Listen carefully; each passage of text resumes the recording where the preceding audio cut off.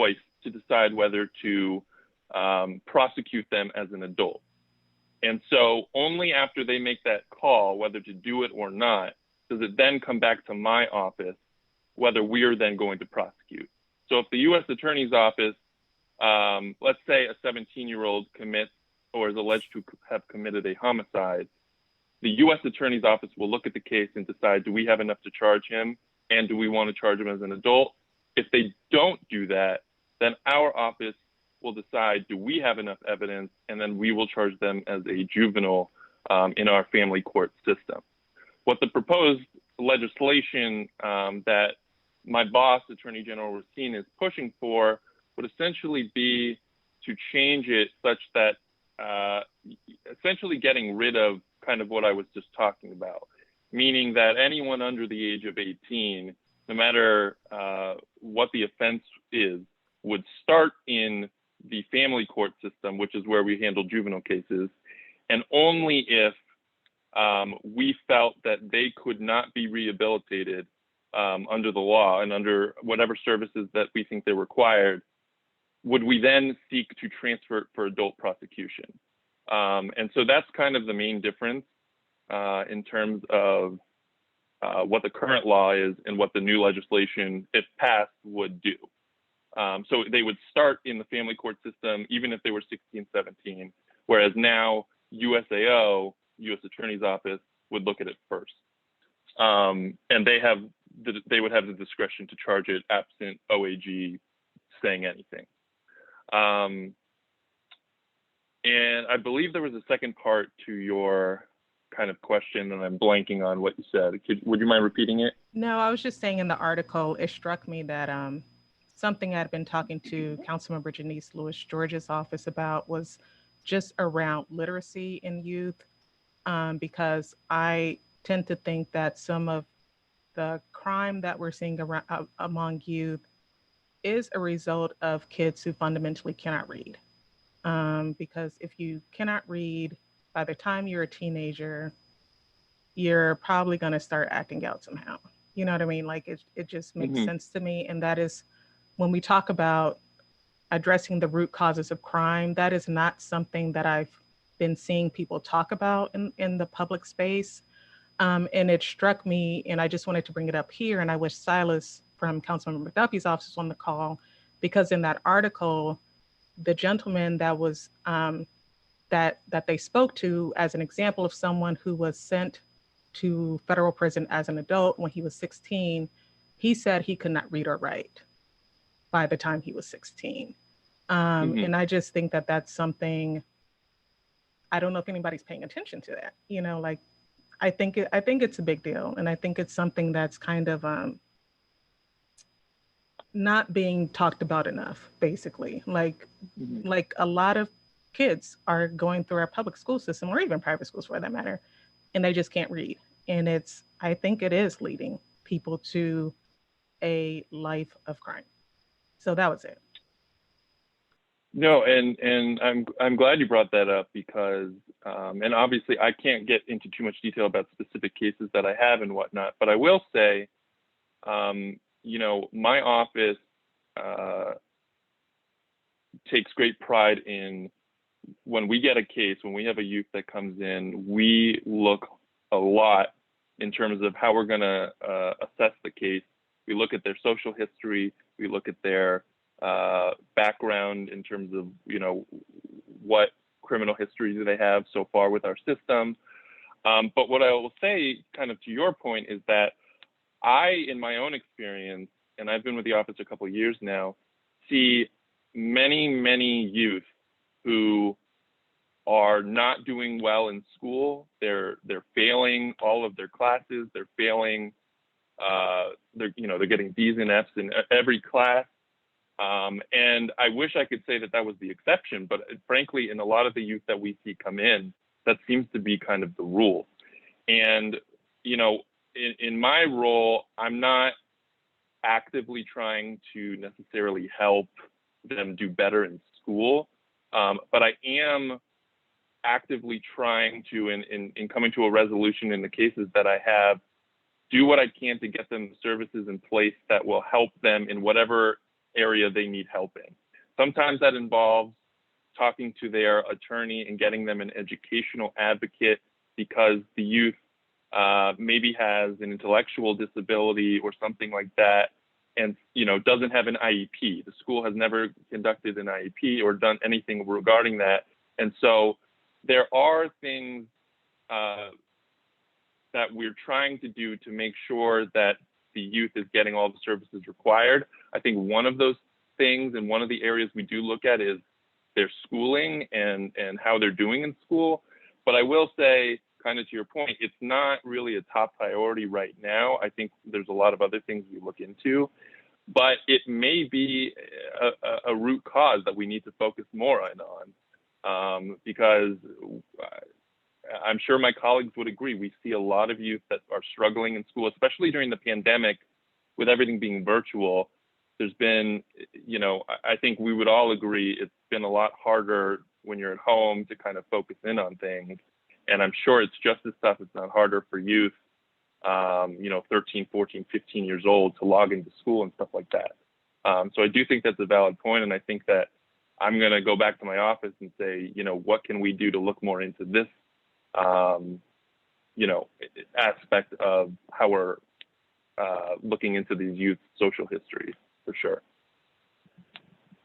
And Uchenna, I'm taking some notes, and I'll make sure that we relay this back to Silas. So maybe this is something that Silas can speak about at a later time, at maybe our meeting coming in September. So I'll make sure that he gets your comments.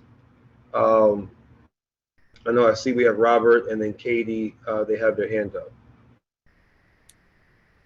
Okay, if I can speak. I just wanted to second what Uchenna said, but from a different aspect. This has to do with the American Jobs Service Center that was active before the COVID-19. They had a system where they would take in youth and perform job training. The problem was they gave two tests. The first test was a drug test, and a lot of the kids had, marijuana in their system. So once they cleaned themselves up, that was okay. The other more difficult part was they also gave them a test on basic understanding of math and English at the 8th grade level. And a lot of these kids could not pass it. And they didn't want to come back because they were 18, 19, 20, what have you. And they were embarrassed to be at that grade level. So I think that education is a bigger factor in youth crime than we're willing to admit. And I think there are a lot of signs that point to that. And I think the evidence can be found in the American Job Centers throughout the city. And that's my comment. Thank you very much for that comment, Robert. Does anyone want to comment on that, or can we continue?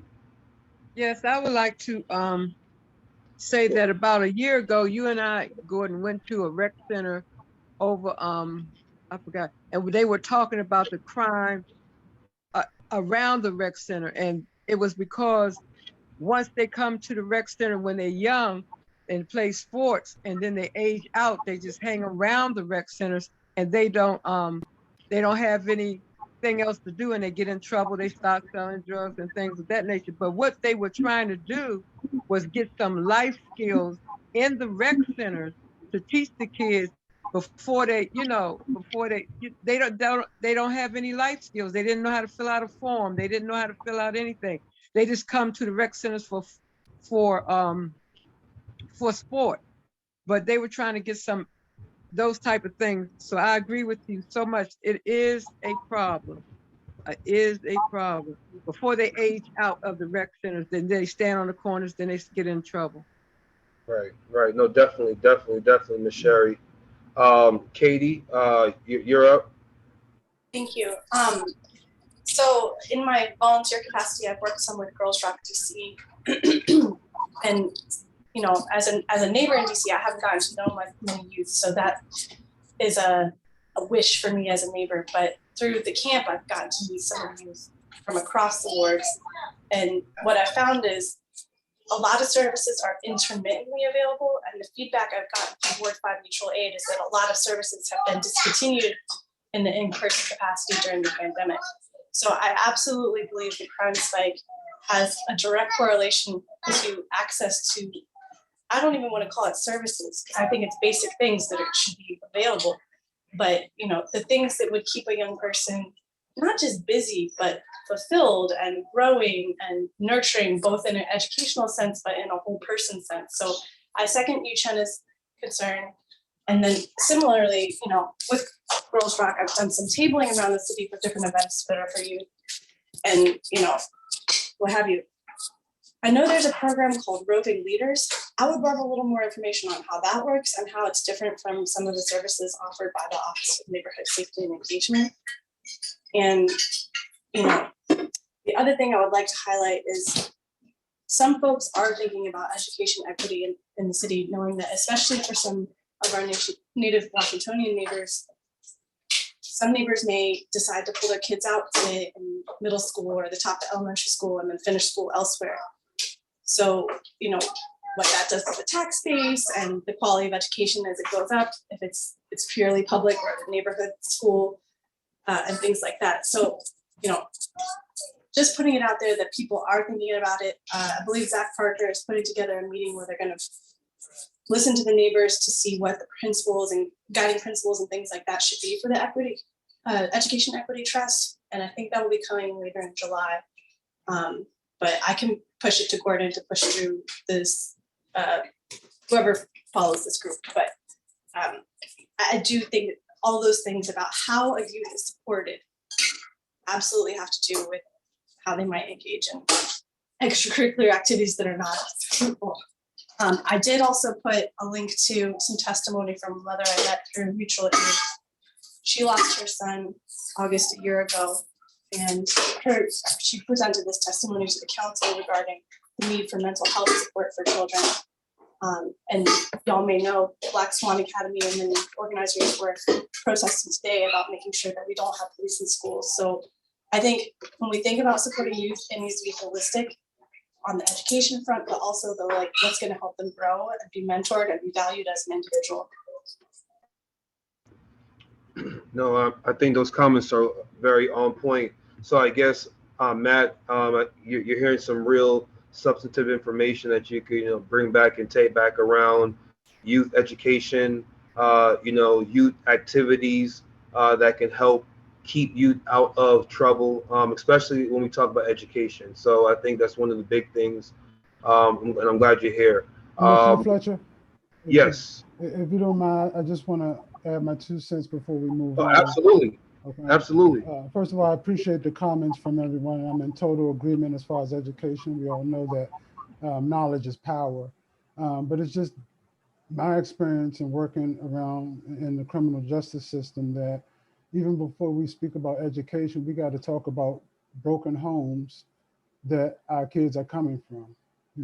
Homes where it's bad parenting, no guidance.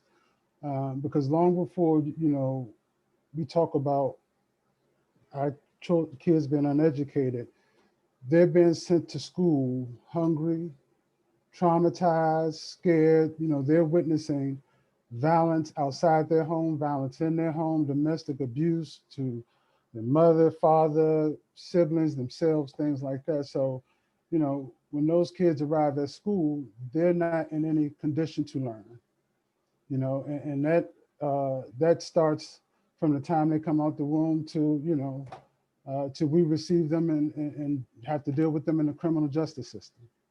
So I'm in total agreement as far as education, but just like how folks threw money into the prison system and just like to throw money at things, we really need to have conversations about the homes that they're coming from and accountability for parents and things like that. And again, that's just my 2 cents, y'all. No, thank you. No, again, I'm just glad we could, just have this conversation. I know, Judy, I know you had a question as well before we keep moving on. You have the floor now. Yeah, I do. I appreciate it. Thank you. I did have a question about the data. Is there any data on the growing learning gap, as well as the correlation between education and violence? Because we are, Council Member Allen put on Twitter the other day about the correlation between violent crime in the city and the access to the internet. And where Wi-Fi is prevalent, there is less violent crime, and where it is not, there is more violent crime. And the farther we go from east to west to the city, the more certainly in the East, it is prevalent, the violent crime and the lack of the access to the internet. And as we go farther west, and in particular into the northwest part of our city, Chevy Chase, there is absolutely no violent crime, and the internet is thriving. So I'm wondering if he got that data probably from the census, maybe. I don't know where he got the data from, but I'm hoping that OAG, the U.S. Attorney's Office, all of us really need to take a look at where our youth is going. I do have one other point, and then I'll give it back to the panel. On June 16th, we had a chat with the chief of police, was on Zoom, and he's been touring around DC with some Howard U moderators, and it was fantastic. They had some youth there, and to talk about where they are right now and how they're feeling and what is going on. And one of the things that they did say was that the SROs, the police officers, who were in the school, who were assigned to schools as resource officers, were very important in their lives and are still important in their lives. And I was shocked because I think with the overhaul of the police budget, they were taken out of the budget. They don't interact with the police very well. This is the youth talking. They don't interact with the police very well outside of the school setting or an organized setting. The police don't say hello to them, they don't interact with them, and they don't get to know them like they do in that school setting.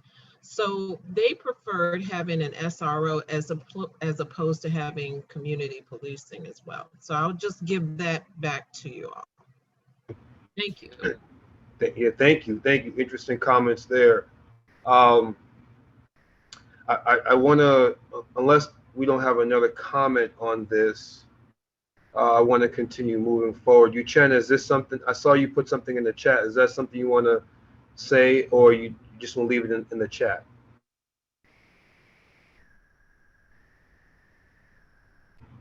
Okay. I did have one thing. I wanted to answer your question about the 4th of July. And that is, we used to organize our community around the 4th of July, meaning the DPR, our rec center, was our gathering place, and people would bring their fireworks there, and there were a couple of adults that would shoot the fireworks off for everybody. And it was a nice time. People, you didn't have to stop your barbecue or anything, but we usually gathered around, and it was a beautiful local fireworks. But that takes coordination. The police knew about it. The DPR knew about it. The community knew about it. So, I mean, it just takes coordination with that. Okay, but at least that's something. At least that's something we could work towards and strive towards. Because again, I know Commissioner Lockett. That's something that he's been talking about in our ANC meeting. So I'll bring that back. Something else that I want to bring forward to Kelly from DDOT. Kelly, I got an email from a resident in my single member district that was talking about the pathway between Fort Totten and North Michigan Park. He just asked me, the pathway has been closed now for more than a year with no change or progress.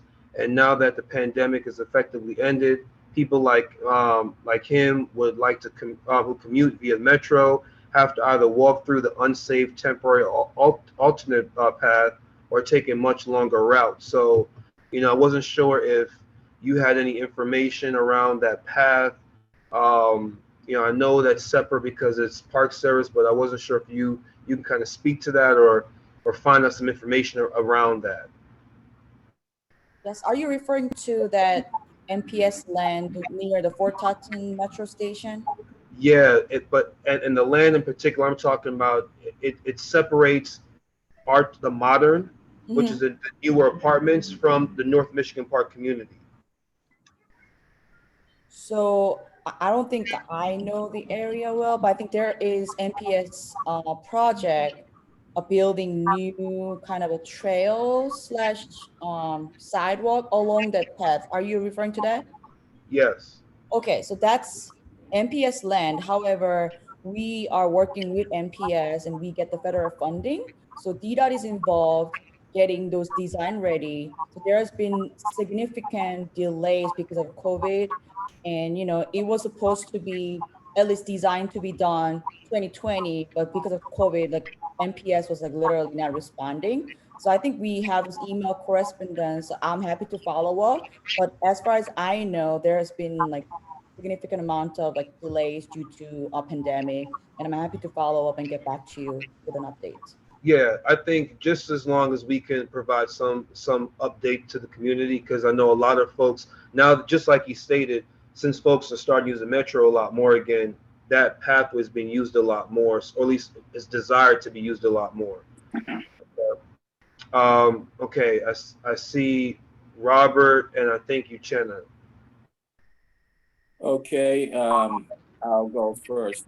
That particular path closed basically because they found a munition in there.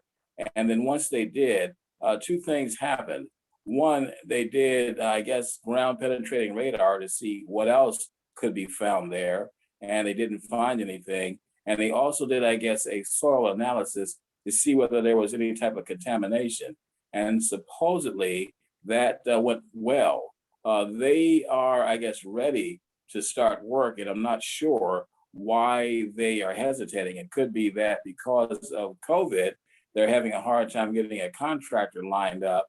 But I agree with you. This project has been moving very slowly, and we have tried to work with Councilwoman Eleanor Holmes Norton's office, and that has also been very slow going. So I think I feel for the people who would like to use that trail, because it is very convenient, and it's something that should have been put in place 40 years ago when the red line was originally put in place, but work was done on the opposite side, but our side was neglected. Yep. Yeah. Thank you for those comments too, Robert, because I think, Kelly, these are probably comments that you've heard before, but just want to bring it back to the forefront again. Really want to see if we can get some movement, have at least a conversation around that, because, it's a safety issue as well. Uchenna and then Katie.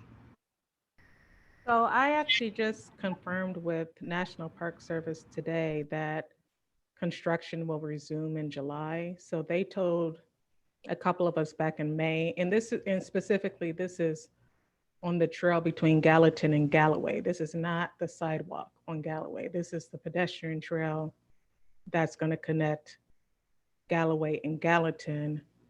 Because I know a resident wrote to me about that a couple of days ago, and I did confirm with National Park Service today that they still anticipate that construction on that pedestrian trail, will resume in the month of July. Now, July has 31 days, so I don't know when exactly in July, but they did tell me today that yes, the soil test came back negative, like there's no other reason for delays, so they anticipate July. Okay, great. Thank you, Uchenna. Thank you very much. I know you always have up-to-date information, so appreciate that. Katie, yep. Yeah, related to traffic safety. So several neighbors on my block for 2 blocks are very concerned about the stop bars. So I was wondering if Kelly had an update on the stop bars at Emerson and Sargent.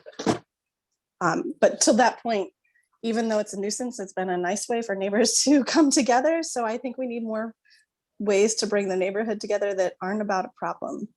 I think that would be a very good public safety solution. So. Yes, I do. I'm aware of that raised stop bar. That's kind of the only one in DC. So Commissioner Crockett reached out to us about the raised stop bar, and he is supposed to send us the resolution to officially asking for removal. So that block is actually going to be paved this year. So we are trying to coordinate with the paving team to see whether we're going to remove the raised stop bar with the paving. And instead, we want to make sure we install something else to make those intersections safer, such as LED stop sign. So those work, it's in the works, but we just didn't have the final decision on what we're going to do. So just want to let you know that it's on our radar, and we are currently trying to make final decision on whether we're going to remove it and to other thing, because there's some mixed feeling about this raised stop bar. Some community members really want it. Some community members, right, we need the traffic calming before they get to the stop. Got it. So yeah, we are aware, we're working on it, but then just for the clarification, DDOT, we cannot install speed hump, those kind of any physical barrier on Surgeon Road because of the road classification. What we are trying to do is, the main problem at that intersection is the stop sign running and the vibration. So we are trying to enhance those intersections by installing possibly LED stop signs. So we already have stop signs, so we want to have some flashing version of stop sign to increase visibility of the stop sign. That's one of the options we're thinking. So I'll make sure to include, I may not have your contact information, please put that on the chat so that I make sure to include you in my update to Commissioner Crockett.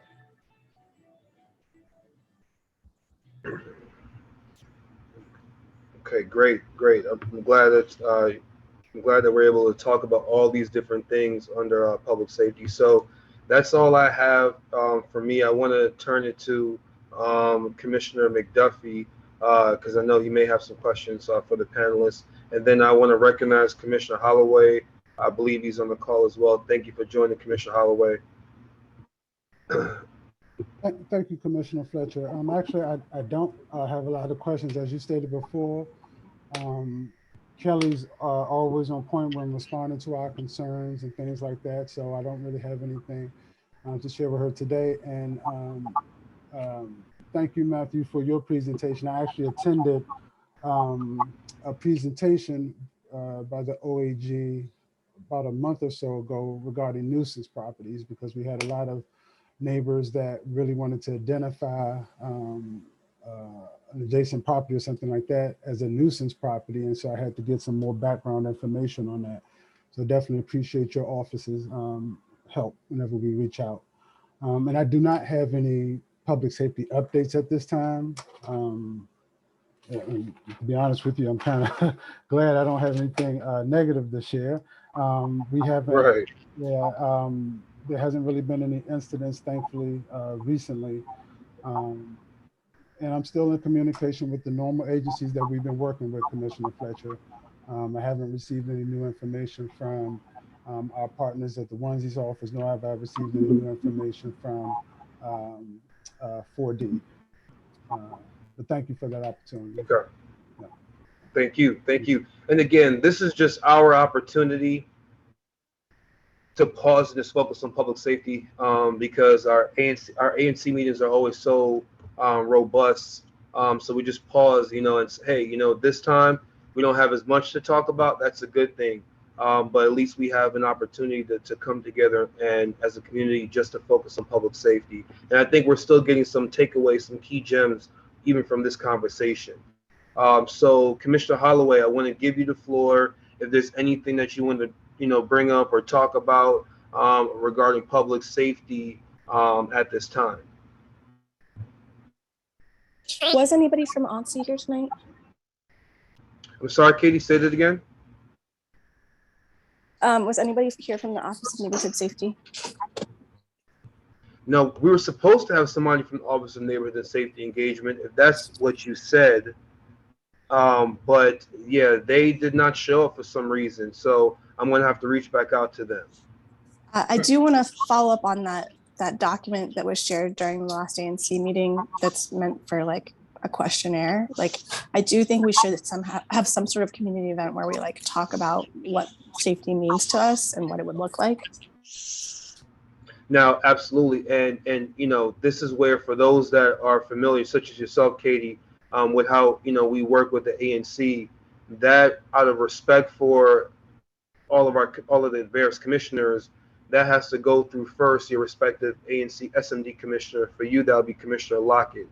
But I could definitely send you that document if you like, and you could, you know, fill it out, do as you please, and then make sure you work with Commissioner Lockett, you know, first before it comes back to the ANC 5A. But I agree with you because that's something that we're doing in my SMD 5A08. So let me know if you want me to send that to you. I have no problem doing that. Yes, please. Okay, great. Yep, I will do that in a couple minutes. So Commissioner Holloway, yes, you have the floor. Yes, Commissioner Fletcher. Can you hear you? Can you hear me? Yes.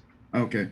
Yes, I've been working with Brinks, putting some on the table to see whether or not we can get a program that's going to run where we're going to be able to use the small cameras on the lamp posts. And we're also going to talk with the rest of a lot of people in the government to try to find out whether or not we can actually get a plan that's going to come together to work. We've been working on this for a while, but we're in a good place with it right now. Also, I'm going to be having the SMD meeting for my single member district, and we're going to be discussing the property at Hawaii, 65 Hawaii and up, and what we're going to be able to do for the security of it before it even begins. That's what we're trying to plant down, and you guys just stay tuned, and I'll be moving forward with it. But that's pretty much it. Okay, great. Thank you so much. Any other questions for anyone before I guess we close up? I do have like two announcements. Please. The first one is we're working on, during the chats with the chief, some of the officers will come in and then go out on patrol, and they will still be part of the meeting. So we're trying to work on some Zoom ride-alongs, which will allow, hopefully, the more community to go on ride-alongs with the police. So please encourage your, you know, your commanders, whether it be the 4th district or the 5th district, to have some Zoom ride-alongs. Consider having Zoom ride-alongs. The second thing is the 4D CAC is not meeting in July. Our next meeting hopefully will be September. But we, again, there is always National Night Out, which is the first Tuesday in August this year. So please watch for those announcements. Thank you. Thank you.